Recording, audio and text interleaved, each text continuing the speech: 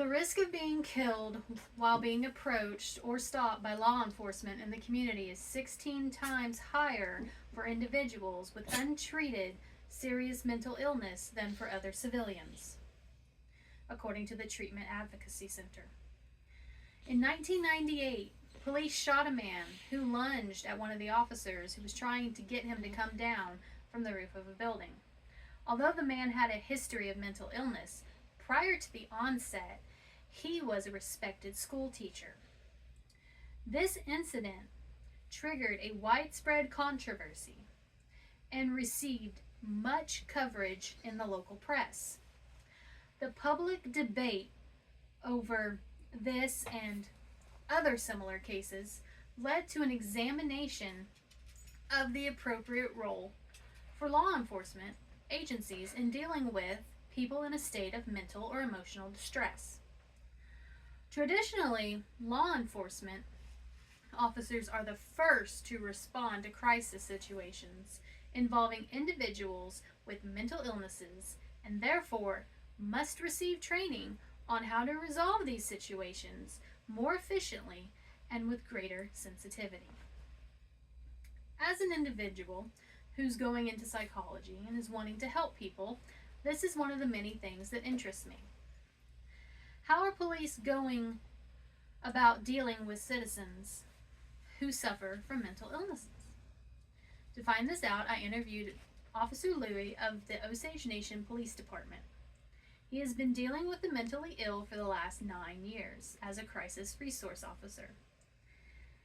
He says that long gone are the days of just throwing someone into the drunk tank when they have a mental health crisis so they will calm down.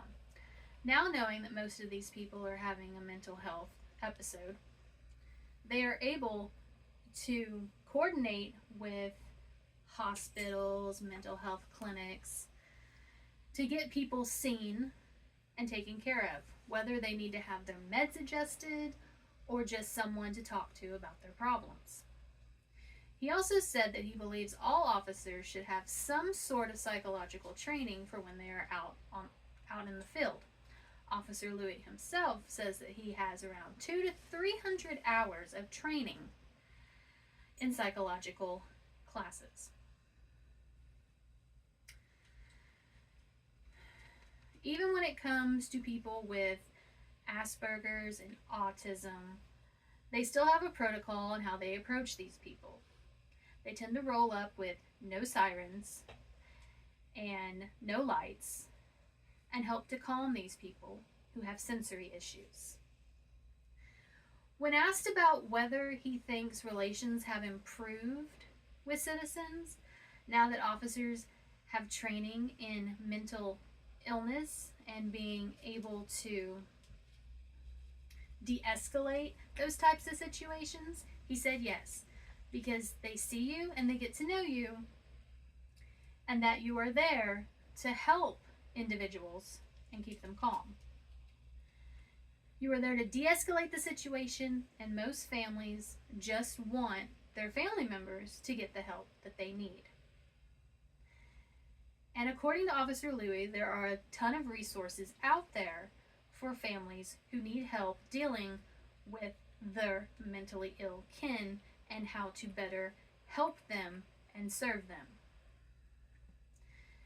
It seems that law enforcement has come a long way since the 90s in being, since the late 90s, in being an institution that doesn't act aggressive when it comes to dealing with the mentally ill.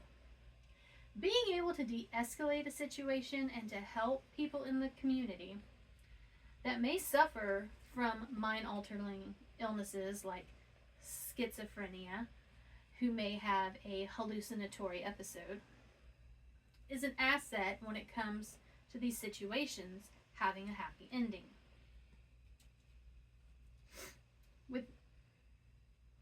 With more officers undergoing this type of training and having access to mental health professionals, it is making a way to lessen the stigma that goes with having a mental illness. a lot of people try to hide their mental illness and don't report it and don't want people to know. But if people do know, they can get you the help that they need. Whether it be setting up an appointment with a place like Grand Lake or getting into a hospital to see someone. In conclusion, hopefully with more knowledgeable individuals in the field with law enforcement and more healthcare workers working with law enforcement,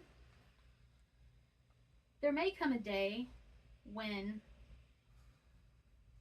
things like this do not happen.